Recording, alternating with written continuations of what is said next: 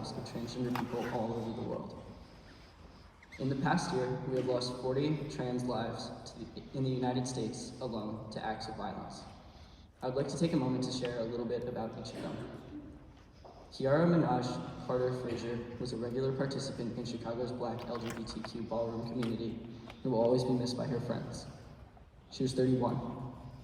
Regina Gina Denise Brown was always smiling and happy and worked as a cosmetologist.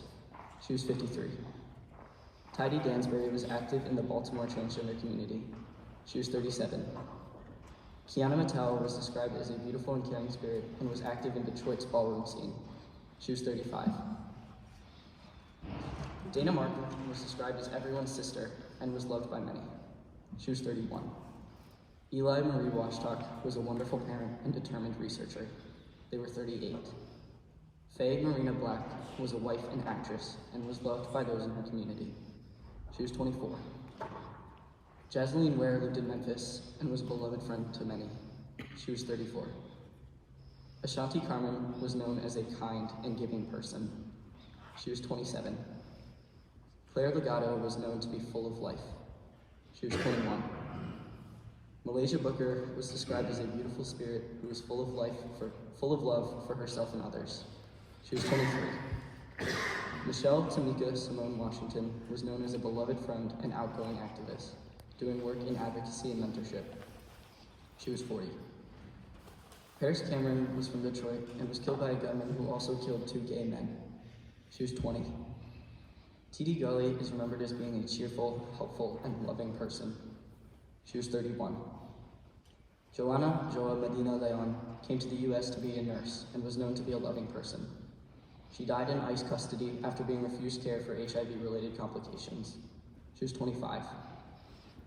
Chynel Lindsay was always smiling and had never been known to be an angry person. She was 26. Austin Smith loved his cats and his friends in Indiana. He was 19. Chanel Spurlock lived her life proudly and unapologetically. She was 23. Laylene Kubelet Polanco Extravaganza was spunky and full of life, a beautiful person who was always positive. She was 27.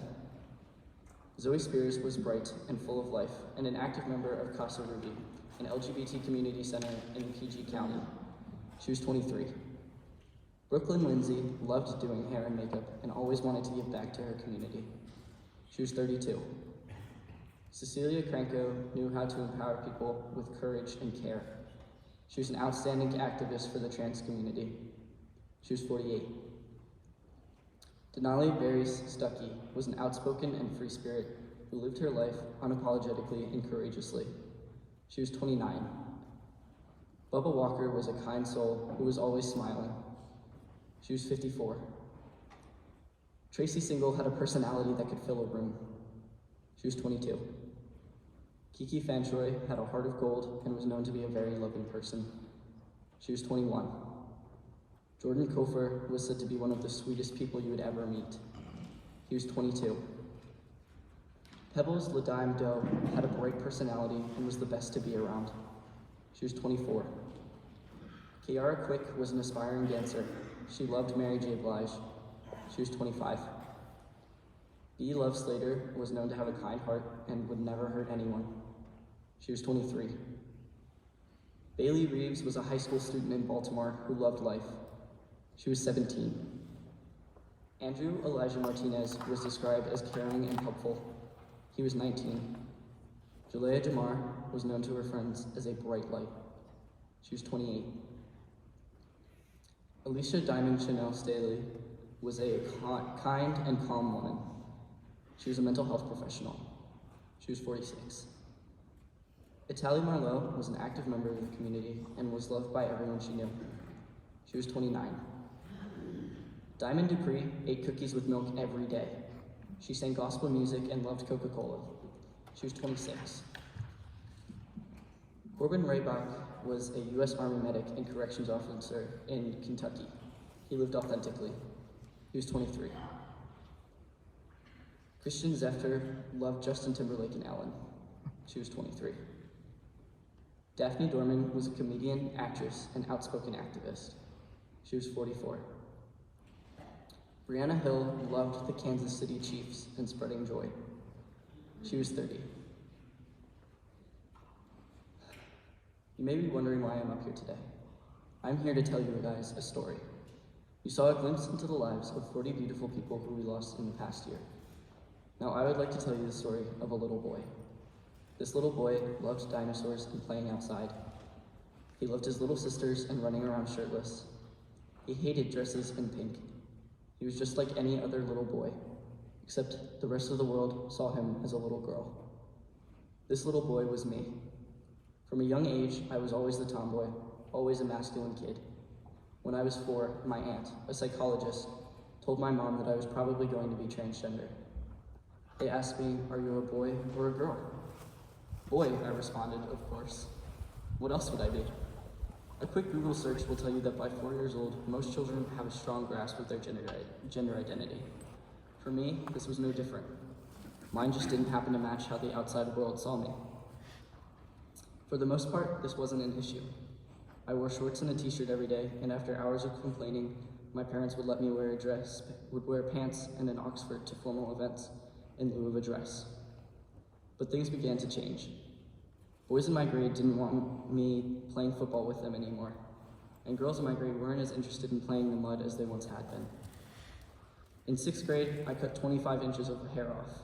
My friend said it was social suicide. I knew it had to be done. That was the year I first heard the term transgender. Jazz Jennings and her family had gotten a show on TLC, and my family adored them. I was 11. I began to struggle with my body. I thought everyone was going through this, but they weren't. Other girls didn't hate the way their chest filled out their shirts. Other girls didn't shave their face and wonder when their beard would finally grow in. Other girls didn't hate the sight of their bodies so much that they had to shower with the lights off. I began binding at 13. Binding is the practice of using compression to flatten one's chest and create a masculine torso. It started with duct tape, then it moved on to an ace bandage snagged from a medicine cabinet one night. When I was alone, I would walk around shirtless with my chest bound up, reveling in the freedom that it brought me. I bought my first real binder after my 14th birthday. I sat in the bathroom and struggled to put the tight fabric around my ribcage. With the compression came a feeling of liberty. It felt so right. I had come out as a lesbian 2 months earlier. I convinced myself that I was just ultra butch, just a queer girl who preferred to be seen and addressed and treated like a boy. I carried on in this not quite a girl, not quite a boy purgatory through 8th grade. That summer, I outed myself to my mom. We were separated by 4,000 miles and several time zones. I was in Spain on a soccer trip. My dysphoria was unbearable, and I was beginning to come to terms with the fact that maybe I was transgender. The subject didn't come up again. That fall, I came to Gunston. I used a name different than my birth name, thinking maybe somehow that would get rid of the ugly things I was feeling inside. I joined SDLG, I played soccer, I had a girlfriend and a great group of friends. I was outwardly happy, but inside I was struggling. I knew I was transgender. I knew I was a boy. I was terrified. I was terrified my family wouldn't love me anymore, that my friends would leave me, that my transness would be my downfall, and that I would be alone. By November, I couldn't wait any longer. I knew that hiding my identity for much longer would kill me. I came out to my mom on Transgender Day of Remembrance 2 years ago. She cried, I cried. We drove home, and she told me I had 3 days to tell my dad. I couldn't do it, so she did it for me. Neither of us acknowledged it. The next months consisted of coming out to extended family and making arrangements with the school. I started testosterone, and I came out to my inner circle of friends. The big day came after spring break, the coming out. I had just turned 15 the day before.